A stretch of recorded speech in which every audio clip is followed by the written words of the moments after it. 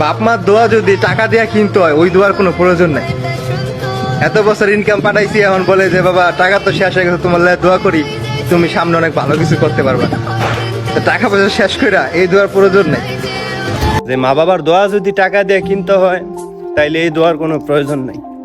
মানে কতটুকু কষ্ট নিয়ে মানুষ কথা বলে। আমি আবারও বলি যে মা বাবার দায় বা মা বাবার ঋণ কোনোদিন শোধ করা যাইব না। কিন্তু অবশ্যই মা বাবারও উচিত যে প্রত্যেকটা ছেলের কষ্ট বোঝা, প্রত্যেকটা প্রবাসীর কষ্ট দুঃখ বোঝা। যতটা সহজ মনে কইরা জীবন মনে করেন যে বিদেশের মাটিতে এতটা সহজ না। এক একজন প্রবাসী কি পরিমাণ স্যাক্রিফাইস করে তা জানা আছে, অভিজ্ঞতা হয়েছে। মোটামুটি খুবই অল্প সময়ে বিদেশে আইছি, আলহামদুলিল্লাহ। বিদেশের বয়স 4 বছর। কত কষ্ট, কত পরিশ্রম করছি একমাত্র আল্লাহ জানে, একমাত্র আমি জানি যে কি পরিমাণ কষ্ট বিদেশ মানুষ করে। কার জন্য করে? প্রবাসীরা পরিবারের জন্য করে। আমি নিজেও পরিবারের জন্য করি। যদি হয়তো বা নিজের জন্য কিছু করতাম বা নিজের জন্য স্বার্থ খুঁজতাম, তাইলে অথবা এত বছর বিদেশ করার প্রয়োজন নেই আমার। আর আসলে এরকম ঘটনা অনেক প্রবাসীর সাথে হয়েছে, যে সারা বছর ইনকাম করে পরিবারে দিছে, অথচ দিন শেষে তার নিজের বলতে কিছুই নাই। তারপরেও কি আমরা প্রবাসীরা অবহেলিত, লাঞ্ছিত? তো আমি একটা কথাই বলি প্রত্যেকটা পরিবারের উদ্দেশ্যে, প্রত্যেকটা মা বাবার উদ্দেশ্যে, যে টাকা হোক যাই হোক, ছেলেকে ভালোবাসেন, সম্মান করেন, ভালোবাসা দেন, মূল্য দেন।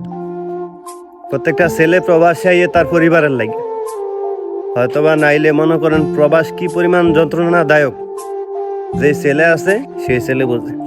আছে কোরআন হাদিসে আছে যে নিজের শরীরের চামড়া কাইটা যদি পাপোশ বানাই দেয়, তারপরেও নাকি মা বাবার ঋণ শোধ হইব না।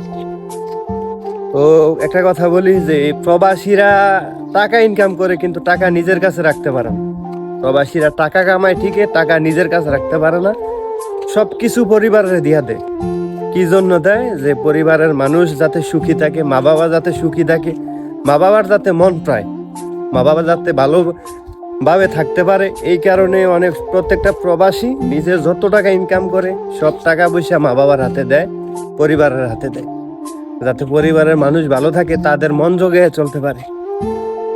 শতকরা 100 থেকে প্রায় 80% লোক নিজে টাকা জমাইতে পারে না বিদেশের মাটিতে।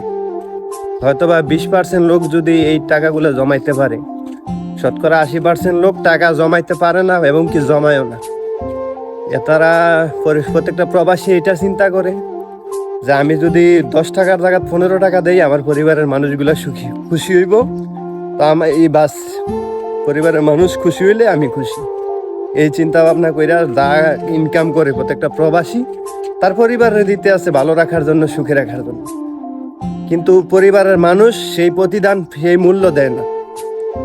কতটা কষ্ট নিয়ে একজন ভাই এই কথা বলছে যে এত বছর ইনকাম করে টাকা দিছে, সব টাকা শেষ করে ফেলছে, তো এখন টাকা দিতে পারে নাই, না জানি কি বলছিল। যাই হোক, অবশ্যই কথাগুলো শুনছেন। যদি আমি ভুল কিছু বলে থাকি তাও ক্ষমা দৃষ্টিতে দেখবেন। আসসালামু আলাইকুম।